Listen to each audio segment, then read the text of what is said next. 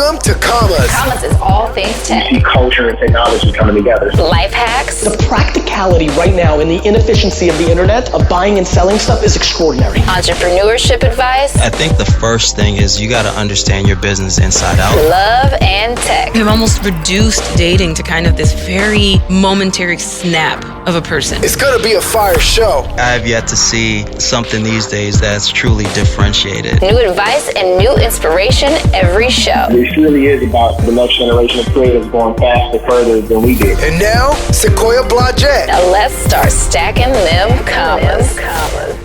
This Memorial Day weekend, I've left you with some best of segments to keep you guys on track for when you get back. See you next week. It's Life Hacks. Life hacking, baby. Tech tips and tools for everyday needs. Tap in. Control, copy these shortcuts, and simplify your life. You heard us. Okay, so many of you guys are super aware of how to grow and kind of stay productive when you're an entrepreneur and starting your business. But I think that there's something to be said when it comes to gamification. So you guys think about different ways and scenarios that you could be possibly getting to your point faster in terms of actually getting the business off the ground. And a lot of the times as entrepreneurs, we get super discouraged and we're like, okay, what do we need to do? How do we get to the next step? What does that look like, right?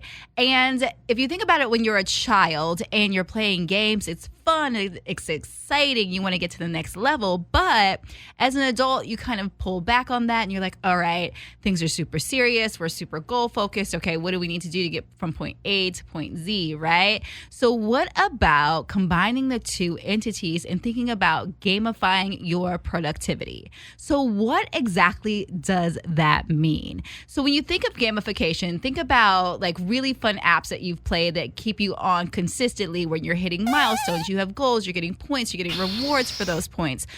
Aren't those things really addictive qualities that keep you tuned in? So think about like when the Kardashians had their app and people were on there, it went viral. People were trying to play these games. They were buying Kim new clothes. You were putting money in to get rewards out, right? Well, that app generated over $200 million, right? And so the reason behind that was because it was a consistent productivity in terms of the virality of it, right? So every time you got on, you wanted to get to the next level, you wanted to get more points, you wanted to progress within the game. And so what if you thought about your life like that? What if there was opportunity to actually progress in your life in a gamified way? So some of those I think are super transferable skills, and let's really just break down gamification so we understand where we're coming from perspective-wise. So it's turning a task into a game in order to motivate yourself to do something. So the beauty of gamification is that the difficulty of the task, no matter how dreary it can be, can offset once you feel rewarded by doing the task, right? So imagine if you had certain milestones that you had to hit as an entrepreneur, and by hitting those milestones, you were actually getting rewards for that. So say you had to go find your target customer, find your target demographic, and you were getting 200 points here, 500 points there, 1,000 points there, and then you actually got rewards at the end of it all. Wouldn't it be so much more exciting to want to actually do? I absolutely think so. And some other things that you can think about is the process of how gamification actually works. When you think about the inner workings of it, it actually targets really powerful emotions. So we have a chemical inside of us called dopamine. And when we get that dopamine release, it causes us to want to do more. It causes us to be excited and super happy about what we're doing, right? And so that's what gamification triggers. It triggers that actual dopamine release.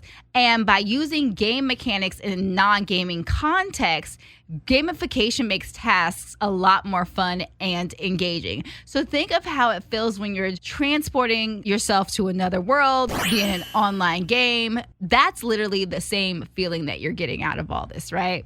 Let's just break that down a little bit and understand the elements of gamification and what that actually means. So when you're looking at a process of gamification, and you're able to see your experience go from point A to point B. So imagine when you're starting, you see all of the experience bars super low because you haven't accomplished anything yet, right?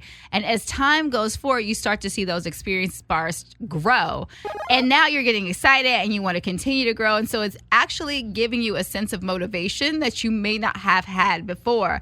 And you can accomplish this with both short-term and long-term goals. So if you have a long-term goal and you're like, okay, I want to set this goal, and then once I hit these metrics, I'm going to get these points. And essentially, from those points, I'm going to be able to then get to the next goal, right? So that's something that you can do with both. And you're getting rewarded for your efforts every single step of the way. So that could be through credits, that could be through points, that could be through cash. I saw a really interesting one that kind of reversed that psychology, where instead of you actually getting rewarded, they were taking that cash away from you, which would incentivize me. I don't know about you guys, but listen, if all of a sudden my bank account started decreasing in funds, then I'm kind of a little bit concerned, and I'm probably going to do the task. Think about it in those different ways. Like, it doesn't always have to be a positive incentive. It could be a negative incentive. It depends on how you function and honestly how and what works best for you. Giving yourself those tasks to complete and actually getting rewarded for it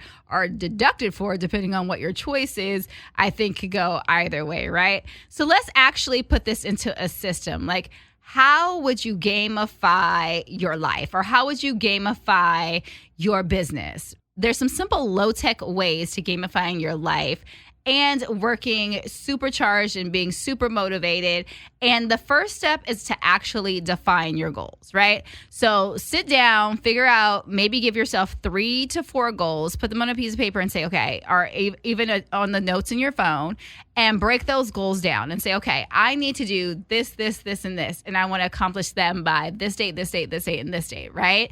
And then once you break down those goals, which you should make super specific, so I'm talking dates, times, what that goal is, not a general goal like, hey, I want to get $10,000 a month in my business. Make it very specific. Like, I want $10,000 more a month in my business by doing X, Y, Z.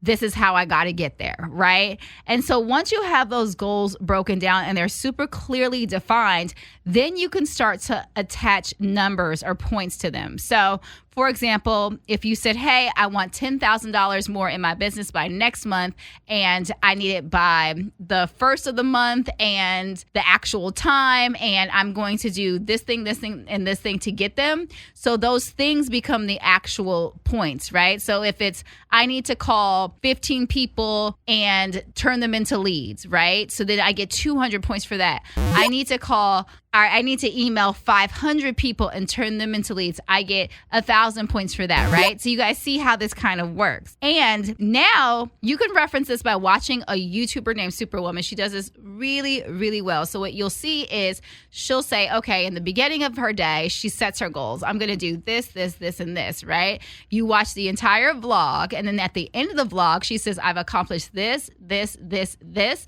And then she says, give me the points. And you can actually see the points tally up. And then once the points tally up, then she's like, complete. And you get to see like the whole experience happen, right? So that's something really, really cool that you can actually watch in real time if you guys want a reference point. But just to continue on, you track your progress by writing down your daily accomplishments and then compare your progress over time. So you can actually see the growth in your goals, which I think is really interesting. Normally, you wouldn't be able to see that, right? Normally, you would be setting a goal, taking care of it, moving it to the side. But when you're actually tracking your progress and you're seeing your goals and you're getting these points and then you're getting these rewards that are even more incentivized, then it's more likely that you're going to accomplish your goals, which before you probably would have slipped up, or you probably wouldn't have stayed on track because there's nothing really tracking you to do that, right? I love the actual breaking them into larger and smaller tasks because it makes it more relatable and it makes it easier to actually accomplish. In addition to that, not only are you breaking them into larger and smaller tasks, but if you're not an entrepreneur, you can do this with everyday tasks as well. So if it's like, I'm going to get 100 points for organizing my workspace, I'm going to connect with an old associate and that's going to give me 500 points. And I'm going to complete a project at work, which will give me another 2,000 points, right? And then you tally them up and then you give yourself rewards. So if you say, okay, based off of all of those things, the type of rewards that I can see myself having is once I get to 1,000 points, I'm going to get myself a massage. Or if you're a dude, I'm going to go get the new kicks. I don't know. I'm just throwing things out there. But you decide what those rewards are, and then you can incentivize yourself to do that by following your tracking or your mapping, right? So a really interesting tool that you can use to do this is called Habitica. And essentially it's an app that you download. So you download the app, you create your avatar so it, feels like you, and then you set up your habits. So the first slide you set up, okay, I need to work on this, I need to do this. You do your dailies, which is essentially things that you do every single day. And like I said before, if you're not doing those, you can get deductions. So your points will deduce. Or if you're doing them, then you're going to get your points for the day. You do your to-dos, which is, okay, I need to do this, this, and this. So those aren't necessarily your dailies and things that you do on a reoccurring basis. Those are things that you have to do one time, knock it out, and then you can check it off, and then you're going to get your points for that. And then, of course, your rewards. So then you get to set up exactly what type of rewards you want. And then obviously you have your rewards on the last slide. So once you get to your rewards and you've hit that reward with your points, you can cash them out, which is not necessarily real cash, but you can go ahead and say, all right, I'm going to go ahead and deduct those points and then give yourself a reward. So it is a trust system for yourself. So you have to be accountable and kind of guide it because it's an app that you're kind of programming. But with that all said, at least you have everything in one universal space, and you can see very specifically where your habits are. You can see very specifically where your dailies are, your to-dos, and then your rewards at the same time. And you actually feel like you're accomplishing goals. And it's easier, like I said earlier, to actually see those goals over time being accomplished. So that's definitely something you guys should check out if you're interested in doing something on the gamification level when it comes to goal setting. And that is Habitica, HABITICA.com. Entrepreneurship advice. Learn from the hottest and most successful investors, founders, and innovators in the game. Determine your greatness. It's time to get your knowledge up. Okay, for sure. I've pulled some references from both the CEO of Microsoft, Satya Nadella, and Google and how they deal with failure and incorporate into their company culture. So we'll get to both of those things. But the key thing that I think that we need to know leading into this is don't be a know-it-all, be a learn-it-all, right? When you go into this process, you want to make sure that you're consistently learning. And the CEO of Microsoft, Satya Nadella, says that in the most beautiful way possible, I think, right? You want to make sure that you're learning all the time. And when you understand this concept, it's easy to switch your focus. So instead of limiting yourself and becoming overly concerned with how people view you and see you, your primary concern is one of growth. So your mistakes no longer look like failures, rather they're learning opportunities, right? And so let's dive into this concept just a little bit more and understand how the CEO of Microsoft embeds this into his company culture. Some people call it rapid experimentation, but more importantly, we call it hypothesis testing. So instead of saying, I have an idea, what if you said, I have a new hypothesis? Let's go test it, see if it's valid, ask how quickly we can validate it, and if it's not valid, we move on to the next one, right? There's no harm in claiming failure if the hypothesis doesn't work. So you remove that stigma. And being able to come up with new ways of doing things, new innovations, and new ways of framing what failure is and what success is, and how one achieves the success, there's no harm in claiming failure if the hypothesis doesn't work. Being able to come up with new ways of doing things, new ways of framing what failure is and what success is, brings you to a different conclusion. So how does one achieve that success? It's through a series of failures, through a series of hypothesis testing. And to Satya Nadella, the CEO of Microsoft, again, that is what he believes is the real pursuit. So test the hypothesis. If it works, figure out how to make it better. If it doesn't, move on to the next idea. It's really that simple. And Google has a similar approach. So what Google believes is that in order to truly benefit from failure, you need a process in place to learn from your mistakes, or it's very likely that you're going to repeat those mistakes, right? So additionally, these failures may be simply symptoms of a much bigger problem.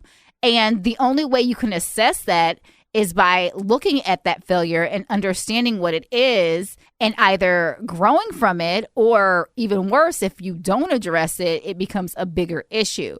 So internally, they've come up with a 3-step process called the postmortem for documenting and learning from these mistakes. And so the first step is to identify the most important problems. So essentially, a postmortem is the process their team undertakes to reflect on the learnings from their most significant undesirable events. So not every incident requires a postmortem. So that's what they figure out in the first step. They make sure that it's actually a problem that they actually need to go through this postmortem for. So some of those issues could be disruptions of the service, data integrity impacts, slow customer resolutions, or failed error detections. And what they do is they ask themselves, what do I define as a major problem? So they figure out what that major problem is first, and they see if it's necessary to go through this postmortem process. So you may not always know until you see it, which is fine, but you got to figure out what it is, right? So you use those problems to help you identify future failures that are similar. And the idea is to be preventative. So once they figure out what the specific problem is, then they create a record. So they create a written document, basically documenting exactly what happened, why it happened, what was its impact, how the issue was mitigated or resolved, and what they'll do to prevent the incident from reoccurring. Additionally, Google will also suggest very specific questions like what went well, what didn't go well, where did they get lucky in the solution, and what can they do differently the next time. So really, the goal for them is to analyze the data, and then they'll spend 30 to 60 minutes actually exploring the incident and taking the time to learn now and save time for the future. So instead of waiting for something to happen again, they make sure they nip it in the bud right away. And so thirdly, from that, they want to promote growth and not blame, which I think is amazing. I feel like every single company should adopt this structure. So by removing blame from the postmortem, they enable their team members to feel a greater psychological safety to escalate the issues without fear. And that's so important because when people feel fear, they don't want to act, right? And so the reason Google's been able to iterate so much is because they remove that fear, right? And so their team members feel psychologically safe to say whatever the problem is. They don't feel like they're going to be punished for it. And when they make those mistakes, they know for a fact that there's going to be a solution and they're going to work to a solution and not be blamed for it. So there's a trust factor there. So Google does not play the blame game, which allows them to iterate super fast.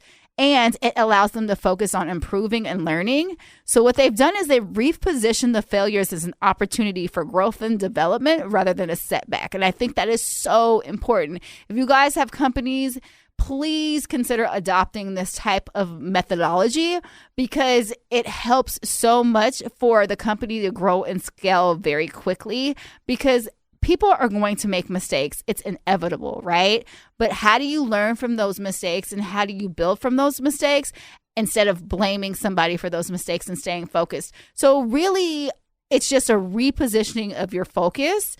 And then once you make that happen, then you can grow, right? And so I think that's super important to understand. So here are some strategies Entrepreneur.com put out a while ago that I feel like are very important in the implementation of failure and how to deal with it when it arises. So first thing is just be prepared. Just know that you're going to fail at some point, right? You don't need a full contingency plan. It's not that serious. But be mentally prepared for failing. And so when the difficult times do hit, you're ready, right? You've already put in whatever that is that you need to put in, whether that be having allocated additional resources, meaning you have a couple of months worth of cash flow in order to make sure that you are prepared for when ish hits the fan, right? So that's something that you should totally focus on. Make sure you're planning ahead of time. So when those hard times do hit, when you least expect it, you actually have a plan. So number 2, find what can build your energy back up. Because, when you fail, you're going to feel a certain way. That's just how it works, right? It's ego, whatever it is, you're going to feel bad about it, right? So what are you doing in order to make sure that you don't stay off track for a really long time? So is that exercise? Are you spending time with people that you care about? How are you getting that positive energy back into your life? And how are you hitting that reset button? So really focus on what you need to do when that issue arises, right? And then going back to, making sure that with energy, you're not making emotional decisions, right? Because a lot of times, like Dave pointed out in his interview, when he failed, had he been emotional about Squire and saying, hey, this isn't working as a B2C service. We created this entire platform. It took tons of time, tons of energy, tons of money, tons of resources. I'm done. Had he said that, being emotional from the situation, it could have been detrimental to the company. But he was rational about his thought process. And he said, you know what? It didn't work. So what do our customers want? And how can we make this work for our customers? The customers wanted a B2B platform. They wanted something that they could actually help to execute internally for their business. And so he said, we're going to create that. And so that was a rational decision on his part, and it saved his company. So make sure when you guys hit that point that you're actually thinking rational and you're not making emotional choices. And that will prevent problems from compounding in the end. Having a strong support network is so important. So surrounding yourself with successful friends, family, mentors, advisors, people who have been through this before, because it gets so difficult, right? The worst thing you can do is isolate yourself during hard times because you don't know what you don't know. And so what will happen is humans are creatures of habit. So we're going to ruminate over and over and over into our thoughts, which aren't going to allow us to progress forward. So you want a support system, a support network that will have some solutions for you to kind of help you move out of that funk and keep your spirits high and keep you moving forward with your company. And of course, like I said, these people are great support systems, but they're actually really great outlets for advice and processing important decisions. So they can be a sounding board as well. So make sure that that's something that you implement. Reevaluating your situation. So sometimes people just aren't, excited about their company. That's the best way I can say it. Some people just are like, hey, I want to do this, and their motive isn't that they're passionate about their company. Their motive is something completely different, which is not in alignment. So essentially, they start to build out these companies, and when it gets really difficult, they just want to quit because it was never in alignment to begin with. So basically, you need to really ask yourself if your company failed because it's drastically underperforming. Why? What happened? Is it because you didn't put in the necessary work in order to make it successful?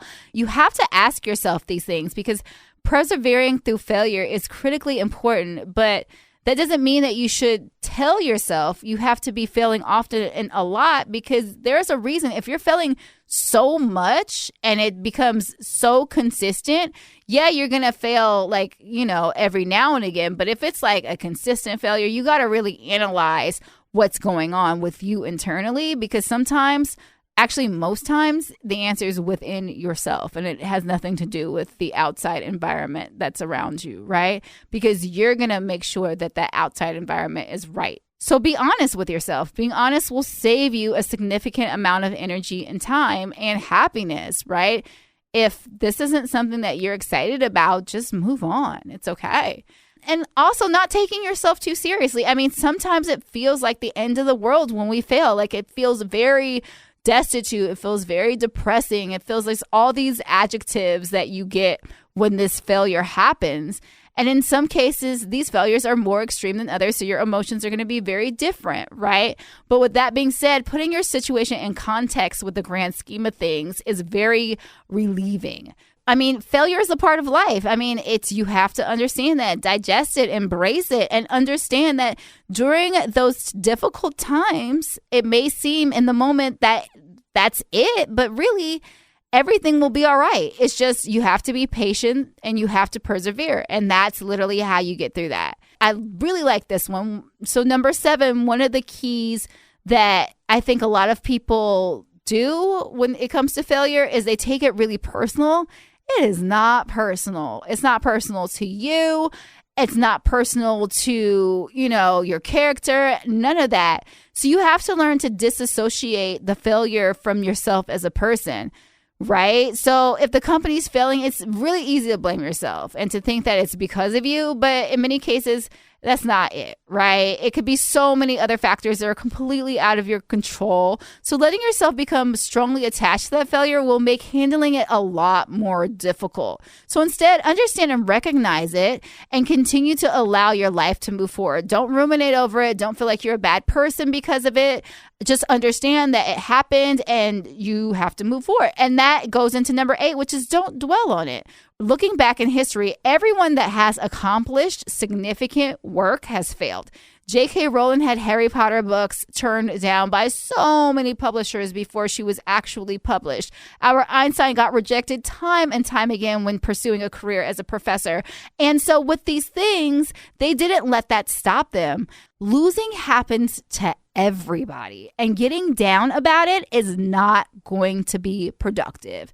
It's not going to help you accomplish anything. Instead, stay forward thinking, stay focused, and that will enable you to get past the problem and work toward making the necessary changes that you need in order to be successful. And learn from it. Moving on is absolutely necessary, but asking yourself why you failed is equally important. It's insanely important, because insanity is doing the same thing over and over again and expecting a different result, right? So if you're not learning from these mistakes, you are literally just repeating it over and over. So how can you be better next time is literally one of the most informative parts of failing. It's difficult to ask these hard questions and deal with them in the moment, but they absolutely have to be addressed. And by doing so, you will inevitably prevent yourself from making that same mistake again. So address those failures head on. It is so important. And lastly, understand what you're getting yourself into. Entrepreneurship is not a game, and it is not for everyone. As an entrepreneur, you're going to face failure. That's the name of the game. If you're looking for a safe life without many ups and downs, or you have a hard time handling failure, then starting a company may not be for you, and that is absolutely fine. So get out there, test it out, fail fast, and see where you fall in the spectrum. And if it's for you, that's amazing. And if it's not, that's cool too. I told you guys to ask me your entrepreneurship questions, and you guys asked a lot of really interesting questions. I am very shocked at how many people have questions around entrepreneurship, what you need to do to launch your business and get it off the ground, get it running. And there's some really deep questions in terms of like levels. Some of you guys are clearly further ahead than others. So I'm going to go ahead and jump into your entrepreneurship questions. All right. So first and foremost, somebody asked, should I form my company as a C corporation, an S corp, an LLC, a partnership, or a sole proprietorship? Now, the interesting process about all of these things, if you're formulating your company, is it depends on what your end goal is. So a lot of people, when they're forming their companies, initially they are sole proprietors. So you have a solo type of company. You're the only person who is the founder of this company. So you would want to form it as a sole proprietorship. right? If you have a C corporation or S corporation, that 9 times out of 10 means you want to get some type of venture for your company. So that means that you want a company that is going to have some type of investment, whether that be private equity or venture capitalist. 9 times out of 10 going with that, they're going to want you to file it as a Delaware C Corp because it's a friendlier laws in Delaware. And if you're practicing somewhere else, or if your company is stationed somewhere else, you're going to have to file a foreign qualification for that. So basically, with your filings, if you're doing an LLC, that basically protects the entities. So it's saying, all right, if somebody decides to sue you, God forbid, but if they do, then your entity is protected. They can't go into your personal funds, but they can absolutely sue you and your business. And that is it, not your personal funds. So think about those things. We did an episode, maybe I would say 5 or 6 episodes ago, with Jai Thomas, who is an attorney, and she spoke about that. Where should I incorporate my business? Okay, that goes back to the question that I was just answering before. So in terms of incorporating, again, it depends on where you're at and what your goals are. If you are trying to get any type of venture capital funding, meaning there's a venture capitalist that is investing in your company, they prefer Delaware because it's just easier on the laws, the taxes. They just have a bigger break when they actually are investing in the companies. So that's something that you should consider when you're at that stage, if you're at that stage. All right, next question. Again, anonymous. You guys are so funny. I love this. How much should I capitalize my business with at the beginning? That depends. It depends on your pockets, right? So it depends on how much money you want to put in the business, how much you could afford to put in the business. I'm not a proponent of basically spending all your money and going broke and like eating ramen noodles and hustling until the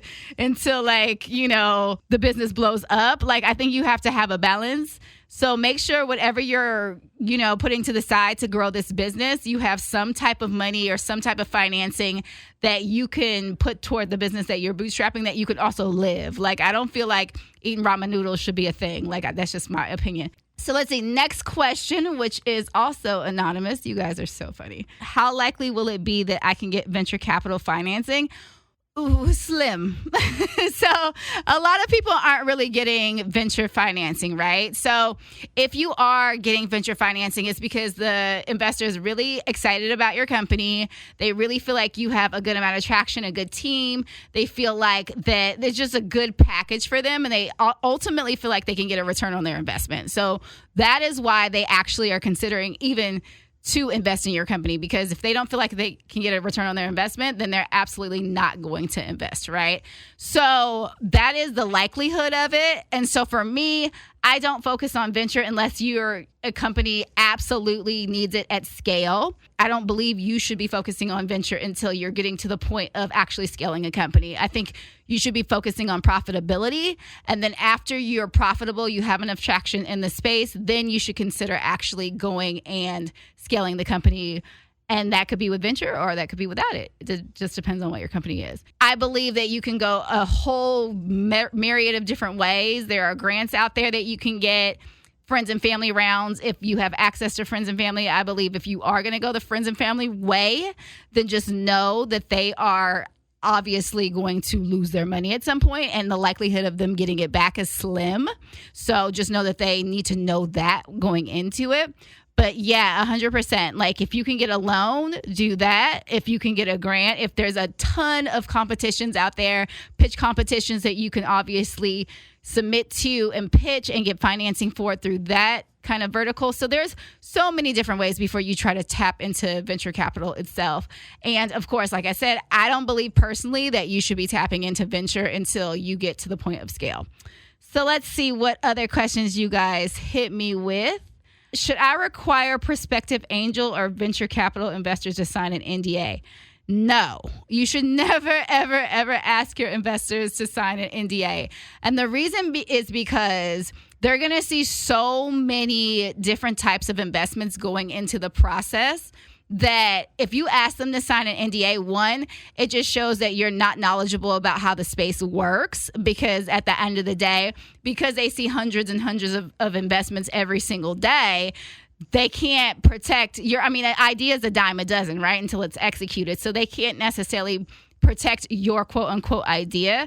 So don't go into the process asking them to sign an NDA. It does not make any sense for them, and it doesn't make any sense for you, and it is a waste of time.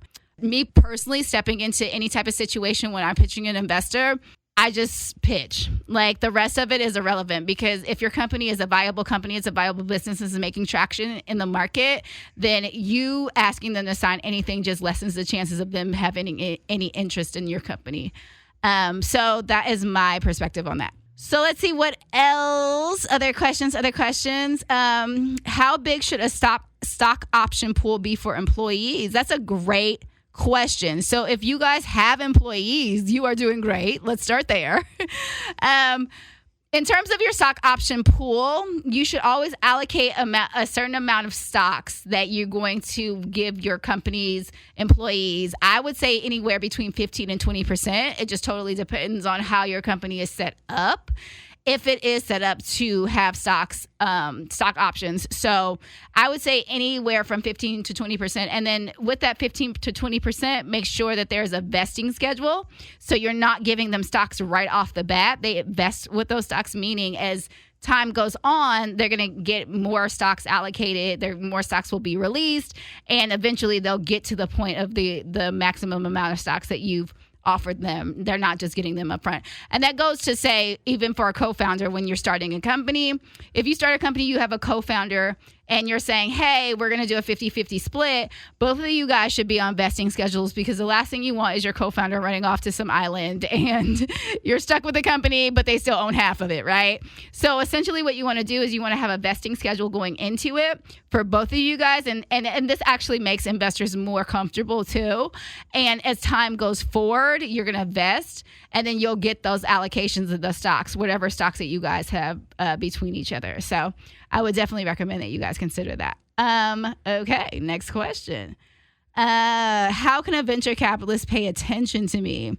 I think I kind of answered that earlier. So if you want a venture capitalist to pay attention to you, again, traction trumps all. So when I say traction, I mean actually having some type of user base that is hitting a J curve, or actually having paid revenues, paid subscribers, paid whatever, like you're making money with the company, right? And you're making money on a consistent basis. And not only are you making money on a consistent basis, but you're actually growing, right? So it's not necessarily you are making the same money month over month. Your monthly recurring revenue is not the same month over month. You're actually seeing growth in that revenue. So that gets investors really excited. On top of that, you want to make sure that with that growth, you have a team that is great for the company. So there is a complete value proposition within that company, and the team members all have their own kind of basis of what they do really, really well.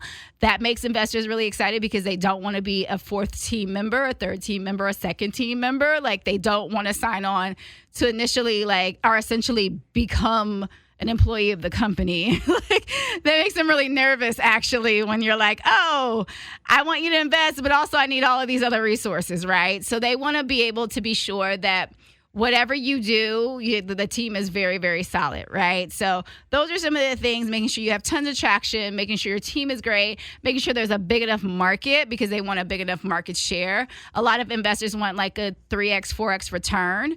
And in my case, my investor wanted a 10x return. So when you have those type of situations, you want to make sure that the market is big enough that you can allocate enough market share to give them that return when they have an exit. So essentially, like, an exit is like when you IPO, if you IPO, or if you get acquired, then they get their money back. So those are some reasons why investors would actually care about what you're doing. How can I come up with a great name for my business? Okay, that's interesting. So I think and I actually was talking to somebody about this the other day. I think a lot of names for businesses come like just kind of hodgepodge together. Like, so many companies like Google and like I don't know. I mean, Lyft is an obvious connection, but like there's so many companies that are like made up names, and there's no real relationship to anything, right? And the reason why is because it's very easy for somebody to be like, you're infringing on my trademark. And so in order to alleviate that, you kind of just hodgepodge a name together, and that kind of becomes the name for the company, right? And so for me, I think just be really creative and just think about things that nobody else would think about in relation to the company.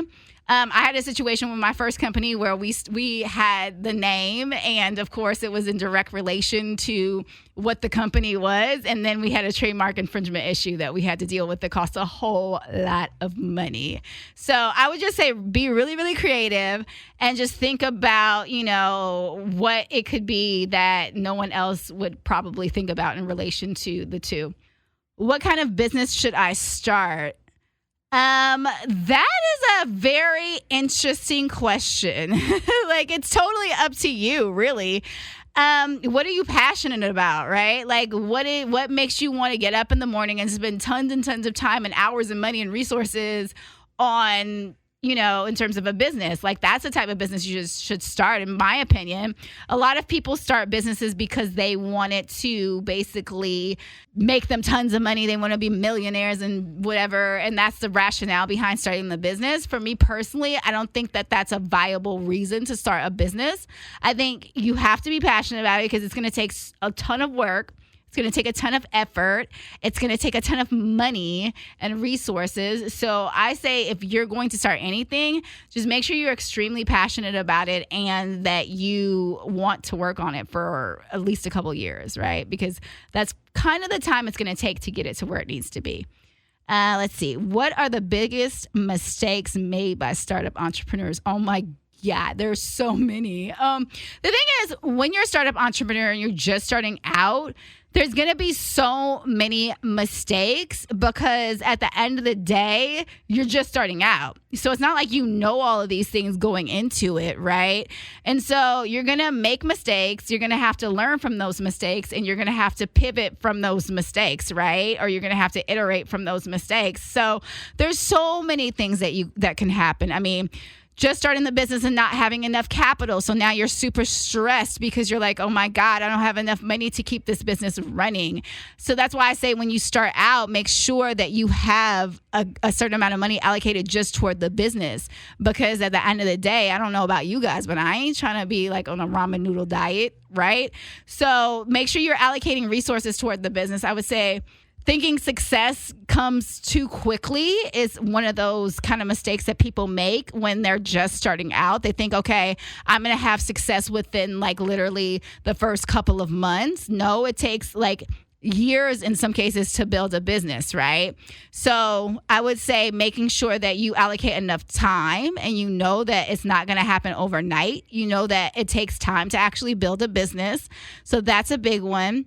Not carefully, I would say maybe budgeting, like making sure, going back to the finances, making sure that you have enough resources to run the business. That's a big one. Ignoring legal matters is huge. Like a lot of people don't think about the legal going into it.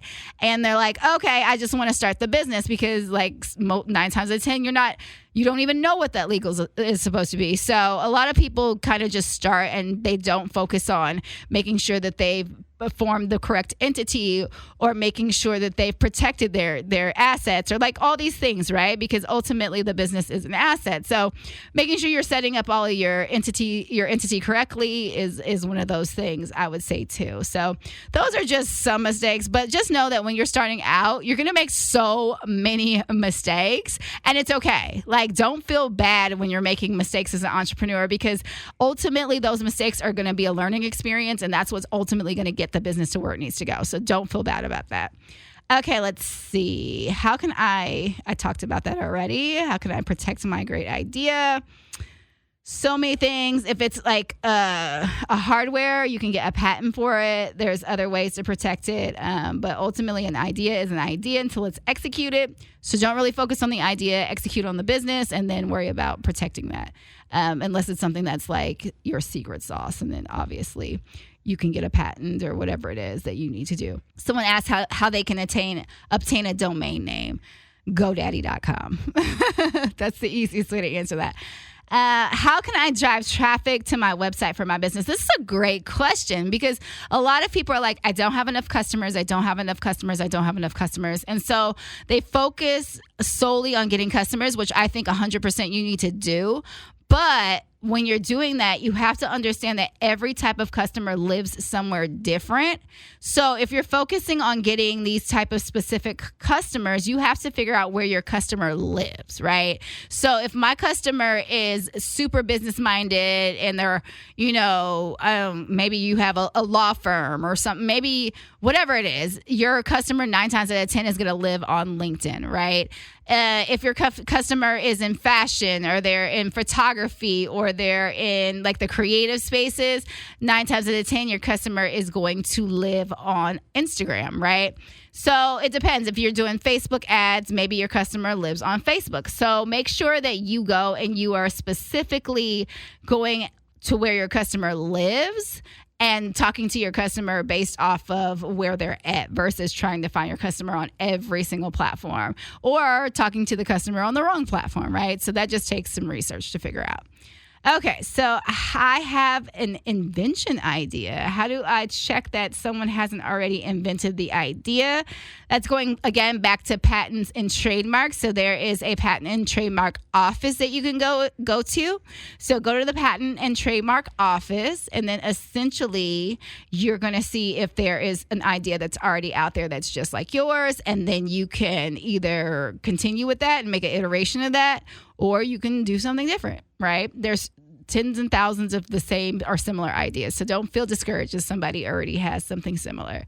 Do I need a business plan? Okay, so going through the process of actually getting the business off the ground, I never created a business plan and I was still able to secure the investment that I needed. So I don't necessarily think you need a business plan. If you feel like you want an outline of what your business should look like, then absolutely put together a business plan. That's totally up to you though, if you feel like that's something that's necessary. But in terms of a 50-page business plan, like, no, maybe something that's like an outline of what it is that you can show, advisors or somebody who's interested in your business, or specifically a bank. But like for me in particular, no, I don't feel like you need a business plan. Where can I get money for my business? We talked about that earlier. So your personal funds, which means you're bootstrapping. Credit cards, I don't recommend that because especially if you have a high APR. So I don't personally recommend that. I've seen people do it through credit cards, but that's up to you if that's something that you decide you want to do. Friends and family, obviously, as you're raising funds, they call it the friends and family round, but obviously let your friends and family know that there's a potential that they may not get that money back. So they got to be clear on that.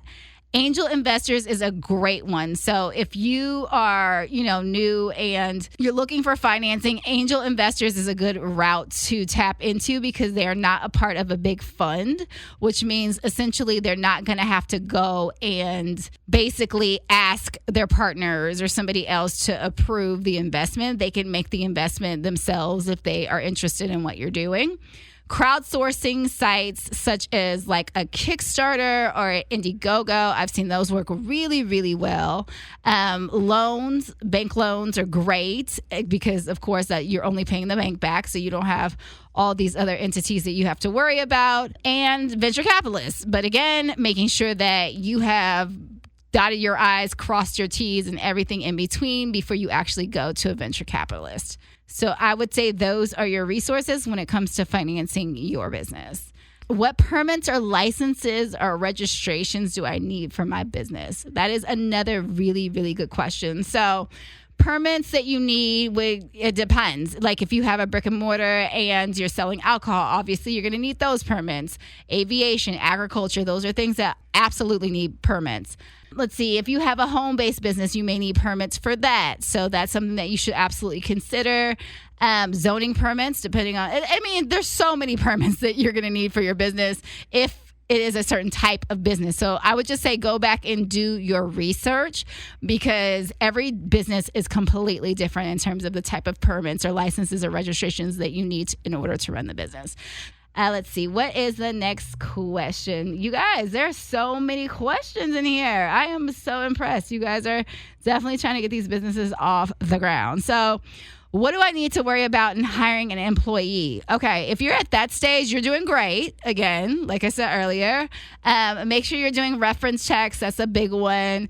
Does the employee obviously have the relevant experience, especially when you're doing early employees? A lot of like when you had an established business and you're doing employees and you're hiring employees later down the line, then you can be very specific. But a lot of times when you're in the early stages of your business, you need your employees to be very flexible because there are going to be a ton of things that you're going to need to get done, right? So if I came on to do a certain job, you may not just be doing the job in that vertical. There may be a ton of different jobs that I need you to do. And so you may have to be, or that employee may have to be super flexible going into it. So I would definitely say in the beginning, think about employees who are going to be flexible and they're going to be able to be nimble because there's just not one specific type of job when you're first starting a company. Yeah, that's what I would say to that. This is The Plug. You know who's the plug. It's time to get caught up on the hottest in tech. Keep it locked, you heard? With Sequoia Blodgett. I see you, little mama. There are constantly trends that are changing within industries, and we have to keep abreast of the information because as business owners, as entrepreneurs, as founders, we need to know what's going on all the time, right? And originally when we built up Commas, we had the idea of making sure that we were giving you information around marketing, sales, publicity, basically how to get your business off the ground. But as we grew and we iterated, we found that that just wasn't enough. So what we did in order to enhance the services is we have brought you guys the Commas Club. What the Commas Club is an entrepreneurship community and support system for founders. So think about it like this. When you start a business, you don't have a lot of capital and you go into it. Sometimes you have a co-founder if you're lucky. Many times you're a solo founder and you go through this process trying to build this business and you end up being customer service. You end up being marketing. You end up being all of these titles which don't allow you to focus on the main title in order to grow the business, which is the CEO. So what we've done is we've given you guys that opportunity through our platform where you can enroll onto the site and essentially we're your team until you can afford to hire one. If that sounds like you, reach out to us at commasclub.com. In order to keep the community exclusive and effective, enrollment opens a few times a year. So go ahead and join our wait list.